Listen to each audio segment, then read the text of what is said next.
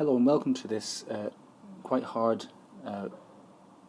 redox titration question. It's quite applied.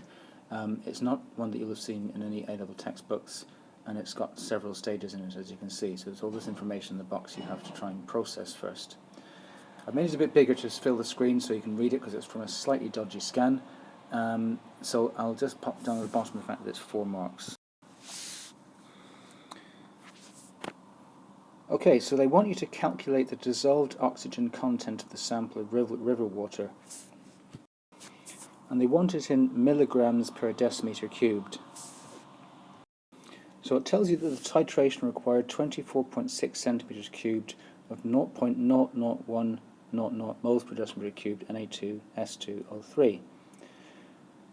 So therefore what you've got to do is decide whereabouts in the stepwise process you begin. So you've got the information to work out the number of moles of thiosulfate.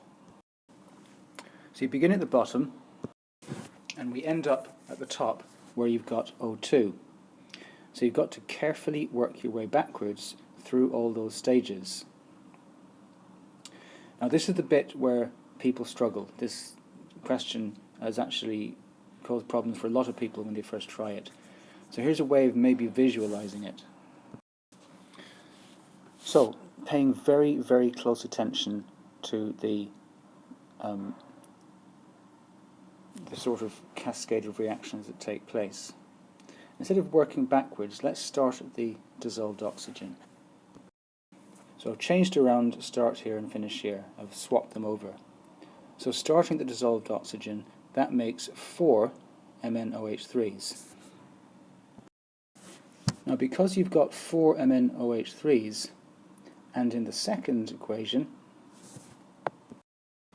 you've only got 2 MnOH3s. The second equation can happen twice. So if it happens twice, that means the final equation can also happen twice. So therefore you've got a 1 to 4 mole ratio between dissolved oxygen and thiosulfate.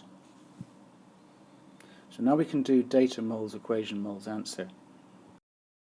So you can see I'm running out of room here a little bit. I need to move the page down slightly. So if you can just remember the oxygen to S2O3 2- being 1 to 4.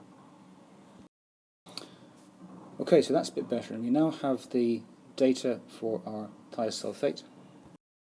So we can work out the moles by V times C. Now from the equation, which combining all the equations shows us that it's a 4 to 1 mole ratio between the thiosulfate and the oxygen, which gives us 6.15 times 10 to the minus 6 moles of oxygen.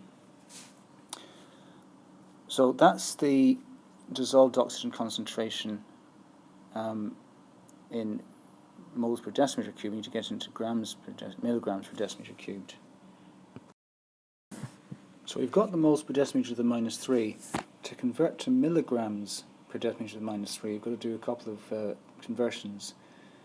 First thing is to get into grams per decimeter cubed, so you multiply it by the molar mass.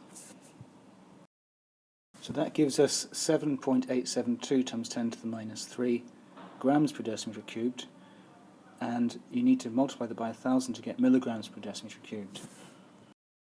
So that gives us 7.872 milligrams per decimeter cubed.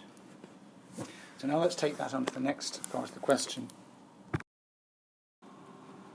Okay, so we've got 7.872 milligrams per decimeter cubed, and in the next part of the question, over here,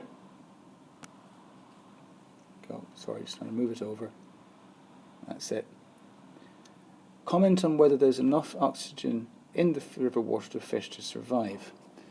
So to do this, we've got to go back to the original part of the question.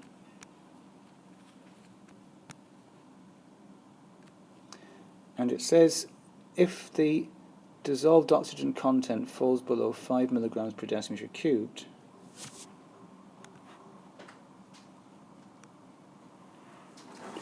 most species of fish can't survive.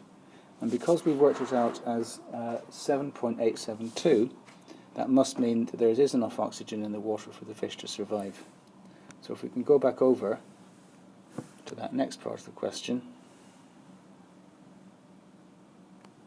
we can write that in.